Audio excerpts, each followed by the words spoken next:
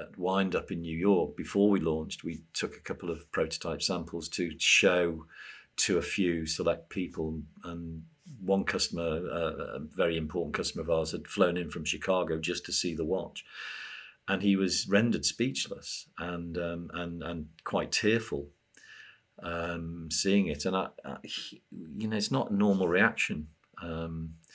Maybe if it's a real dog's dinner, you might get somebody bursting into tears in desperation. But it was a very moving moment.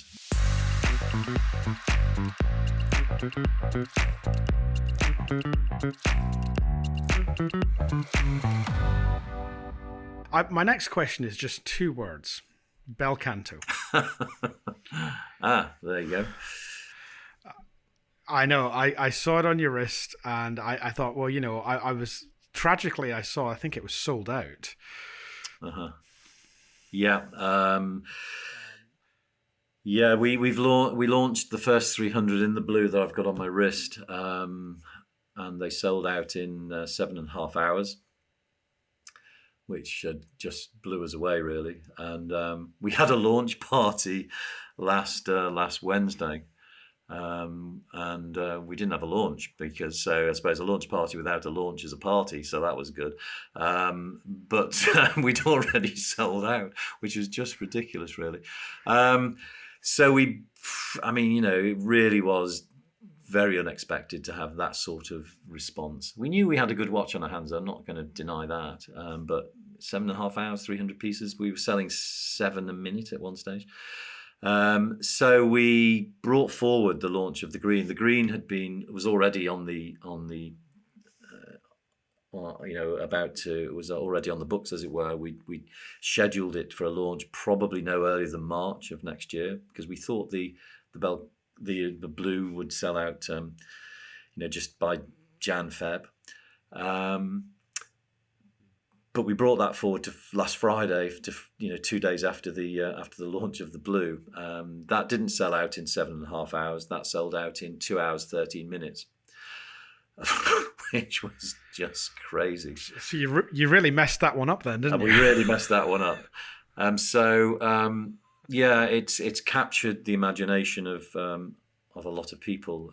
People are calling it the watch of 2022. Some commentators have said it's not just an important watch for Chris Ward, it's an important watch for the industry. All of which is, fantastic to hear. But I think the real joy of this watch is that at the moment 600 people have got something on their wrist that perhaps many of them never thought they would be in a position to own. And that comes back to showing it to one of our customers at Wind Up in New York. Before we launched, we took a couple of prototype samples to show to a few select people. And one customer, a very important customer of ours, had flown in from Chicago just to see the watch. And he was rendered speechless and quite tearful seeing it. And it's not a normal reaction. Maybe if it's a real dog's dinner, you might get somebody bursting into tears in desperation. But it was a very moving moment.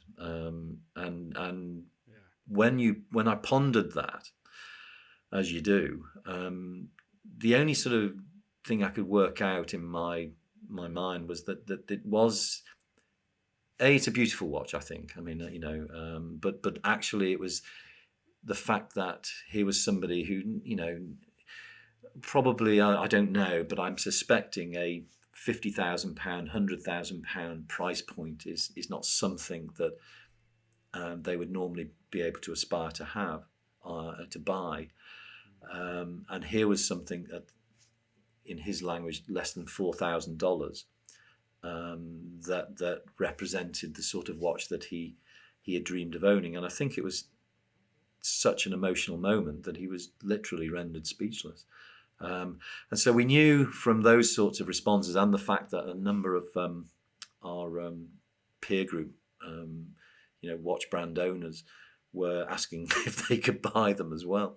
Very unusual for other brands to, to register their interest in Absolutely. a competitor's watch. So we knew it was going. We knew we had something quite special on our hands, but honestly, the response has been just beyond anything we ever thought possible.